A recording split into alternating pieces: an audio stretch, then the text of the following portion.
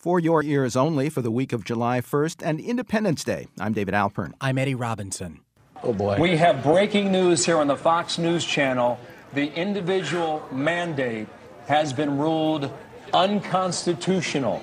And the Chief Justice says, no, you cannot do this under the Commerce Clause, that the mandate would be unconstitutional under the Commerce Clause. But he did find a reason that it is constitutional. I want to read from it. The Chief Justice in the majority decision writes, the Affordable Care Act's requirement that certain individuals pay a financial penalty for not obtaining health insurance may reasonably be characterized as a tax. Because the Constitution permits such a tax, it is not our role to forbid it or to pass upon its wisdom or fairness.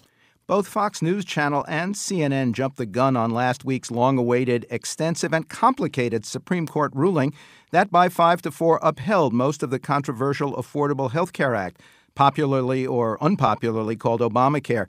But even after both news operations corrected themselves, many questions remained about the actual impact on health care going forward, about the political dynamic unleashed in a presidential election year, and about the unintended consequences for federal power under both the Constitution's taxing provisions and the Commerce Clause, so often the basis of past government regulation. There were also questions left in the wake of the High Court's decision on Arizona's contentious immigration law, rejecting most provisions but withholding final judgment on the Show Your Papers rule at its heart. To consider these and other key legal issues in the news, for your ears only, we're joined again by Amy Howe, editor of SCOTUSblog.com, SCOTUS being journalistic shorthand for Supreme Court of the United States. She's also a partner at the law firm of Goldstein Russell, PC in Washington. Welcome back to our broadcast. Thanks for inviting me.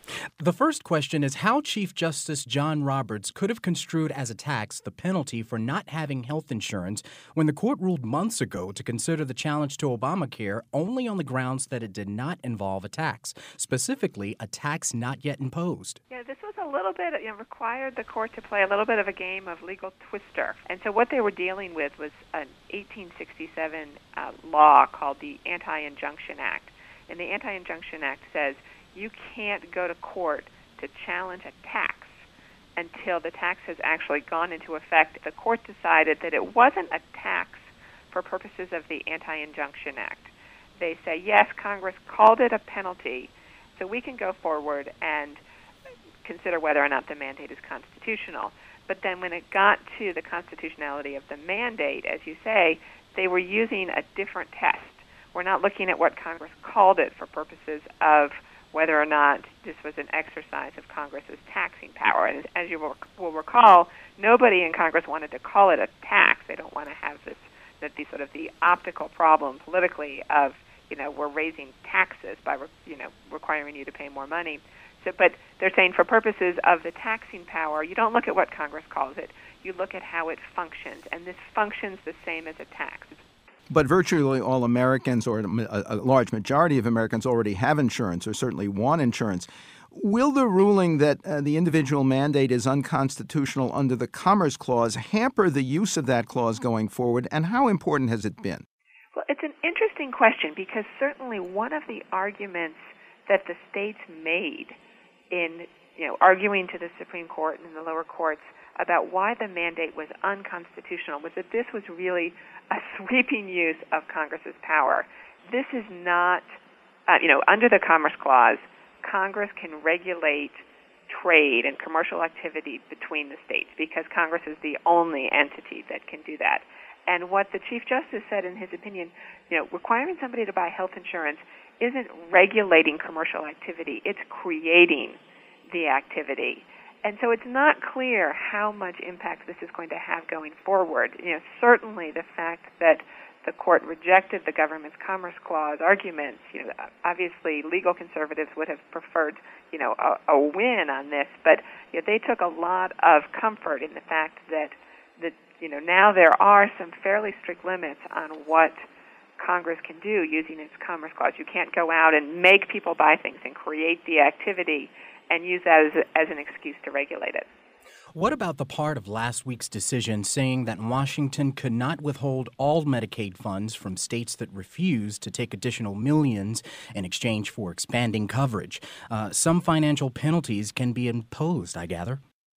That's right. This is another area where legal conservatives and the opponents of the law really lost a battle, but probably won the war. This issue has been something that has been near and dear to legal conservatives for a long time. And so what the Affordable Care Act would do is it would really dramatically expand who is eligible for Medicaid, and that's a federal-state partnership to provide health care to the poor. It would make basically everyone whose income was 133% of the poverty line or below eligible for Medicaid. And what this bill would have said to the states is, you're going to make all of these new people eligible for Medicaid, like we tell you to in the bill, or you're going to lose not just the funding for these new people who are going to be on Medicaid, but all of your Medicaid funding, which is a huge percentage of most states' budget. And so what this means, this was actually very, very significant. It's getting lost in the fact that the president won, that the mandate was upheld, is that, for a long time, the federal government has given the states money with strings attached. They say, comply with these new regulations or risk losing it all. And this is not at all uncommon. And back in the 1980s, in a case involving federal highway funds, the state of South Dakota went to court and it said, look, the federal government, are forcing us to choose between raising our drinking age to 21 or losing 5% of our federal highway funds. And we think that this sort of is unconstitutional. And the Supreme Court in that case said no. It's only 5% of your highway funds. This is just relatively mild encouragement to raise your drinking age. And so in this case, the states were arguing, if there's any limit on what Congress can use its purse strings to do, this is the kind of limit that we should have, because it's not 5% of our federal highway funds. It's, a huge percentage of our state's budget. And the court agreed with them in this case. It made clear that there are limits to sort of the strings that Congress can put on the money that it gives to the states. The Chief Justice, in his opinion, said, this is not relatively mild encouragement. This is a gun to your head. And so what's going to happen going forward is that the states will have to choose between making, if they don't make the new people eligible for Medicaid, they won't get the money, but they're not going to risk losing all of their Medicaid money. And so somewhere between, 5% of your highway funds and 20% of your state budget is the constitutional line. How does the Arizona immigration decision fit into our new view of the Roberts Court after last week's Obamacare decision? Sure. Well, it's an interesting question. That was a case in which the Chief Justice did not join the majority. That was Justice Kennedy and the court's four more liberal justices joining together to uphold most of Arizona's controversial immigration law. But what this sort of embodies is, I think, a sense that under the Roberts Court is sort of broad federal power, that there are limits to what the federal government can do, but certainly the federal government has broad power with regard to immigration. It reiterated in that case. Amy Howe is editor of SCOTUSblog.com and a partner at the law firm of Goldstein Russell, PC, in Washington. Quote from the news, as close to hell as I could imagine. That was Colorado Springs Mayor Steve Bach on the worst wildfire in the state's history, with at least 2 dead, 347 homes incinerated, and 18,500 acres burned. President Obama brought a promise of federal aid. Next, the political fallout from last week's decisions, for your ears only.